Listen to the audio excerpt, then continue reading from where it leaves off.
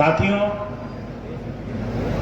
Samajwadi party के लोग सिर्फ भ्रम फैलाने के लिए बड़ी बड़ी बातें करते हैं। पहला काम करते हैं, कहते हैं कि आरक्षण खत्म कर देंगे।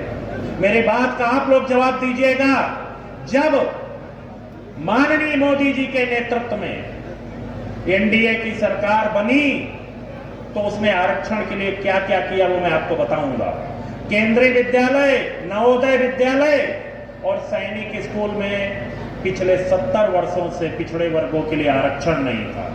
वो आरक्षण देने का काम किसने किया? हमारे नरेंद्र मोदी जी के नेतृत्व वाली एनडीए की सरकार ने। इनके पास भी अवसर था।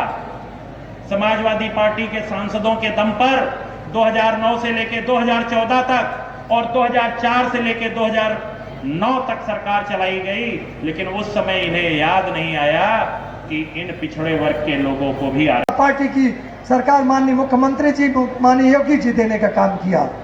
इसलिए जो व्यवस्थाएं आपको मिल चुकी हैं, जो सरकार द्वारा दिया गया भारतीय जनता पार्टी के, और किसी सरकार में संभव नहीं था, न आगे कभी संभव हो पाएगा। इसलिए भारतीय जनता पार्टी को वोट करना जरूरी है। सहयोगी दल, अपना दल के कप प्लेट पर वोट करना इसलिए जरूरी है। दुधी में कमल के फूल का बटन दबाना इसलिए जरूरी है। एक चीज और जान लीजिए, आपके दुधी वाले प्रत्याशी घूमते चलते कह रहे हैं कि मेरा आखिरी चुनाव तो और खतरनाक होता है। जब आप वोट देंगे, आपसे वोट ले लेंगे, अगर पता चला वो अपने मस्ती में मस्त हो जाता है। इसलिए जो ये नवयुवक हैं, जेपी नड्डा, योगी आदित्यनाथ जिंदाबाद जिंदाबाद, जेपी नड्डा, नरेंद्र मोदी जिंदाबाद जिंदाबाद, नरेंद्र मोदी, जेपी नड्डा जिंदाबाद जिंदाबाद। मैं सभी लोगों से निवेदन करूंगा, अभिनंदन स्वीकार करते हुए आगे बढ़ते हुए अब मंच पे कुछ ही क्षणों में आदरणीय नड्डा जी हम सब लोगों के बीच में होंगे और संबोधित करेंगे।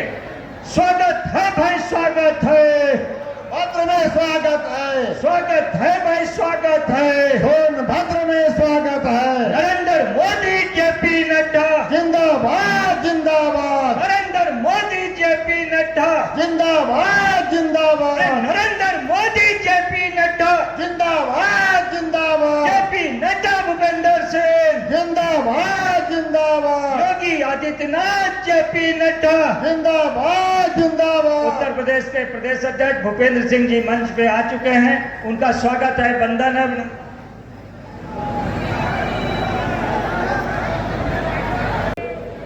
ये देखिए, सुखद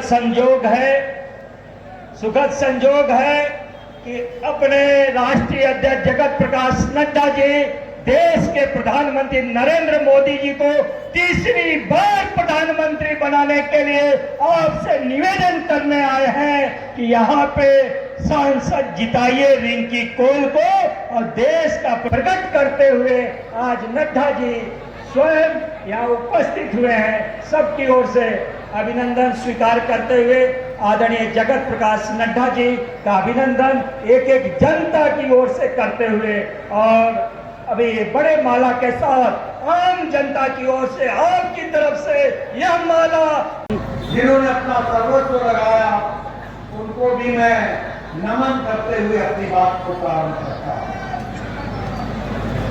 मुझसे पूर्व वक्ताओं ने आपके सामने जन कल्याण नीतियां मोदी जी की और योगी जी की, उसके बारे में यहां चर्चा की होगी, ऐसा मुझे पूरा आभास। आपने बताया होगा कि किस तरीके से जन कल्याण नीतियां आज देश को परिवर्तित कर रही हैं मोदी जी के नेतृत्व में, और धरती पर लागू हो रही है योगी जी के अथक प्रयास। लेकिन मैं इससे थोड़ा अलग आपसे बात करना चाहता हूं। आज मोदी जी के नेतृत्व में सिर्फ नीतियां लागू हो यही विषय नहीं है, सिर्फ कार्यक्रम गरीबों के लिए लागू हुए यही विषय नहीं है। इससे बहुत दूरगामी प्रभाव रखने वाला और बहुत दूरगामी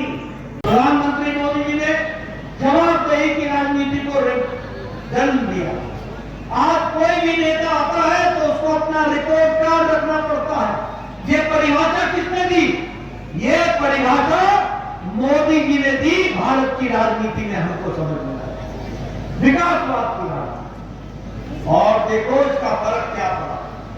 इसका फर्क यह है कि आज अमेरिका, जो उसको हम विकसित देश कहते हैं, उसकी अर्थनीति डमाडोल हो गई है, डमाडोल हो गई है। यूरोप की अर्थनीति डमाडोल हो गई है।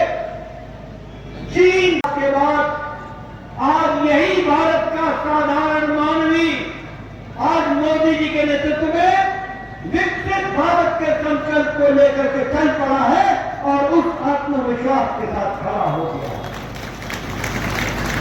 आज वह महसूस करता है कि 2024 में दिया गया वोट, एक एक वोट, वो विकसित भारत के संकल्प की नींव रखने वाला है और हमारे आने वाले लोग उसको देखने वाले हैं। दूसरी बात, मोदी जी ने भारत की, मैं बार बार बोलता हूं, ये विषय नहीं है कि सिर्फ रिंकी कोल जी को आप दिल्ली भेज देंगे। ये विषय नहीं है कि भारतीय जनता पार्टी की मोदी जी के नेतृत्व में सरकार बनेगी। ये विषय भी नहीं है कि मोदी जी की किया तो आदरणीय मोदी जी ने किया है। इस बात को हमको ध्यान रखना है। आज राजनीति की परिभाषा बदल गई। 70 साल कांग्रेस के राज में हमने जाति की राजनीति की, हमने इलाके की राजनीति की, हमने धर्म की राजनीति की, भाई को भाई से लड़ाया, जाति को जाति से लड़ाई, अगड़े को पिछड़े से लड़ाया, पिछड़े को अगड़े से लड़ाया, मैदान को पहाड़ से लड़ाया, पहाड़ को मैदान से लड़ाया, नदी के इस पार और उस पार के बीच का झगड़ा पैदा किया। यानी फूट करो और राजनीति करो, ये कांग्रेस का तरीका था, ये कांग्रेस का तरीका। फूट करो और राजनीति करो। लेकिन मोदी जी ने 10 साल में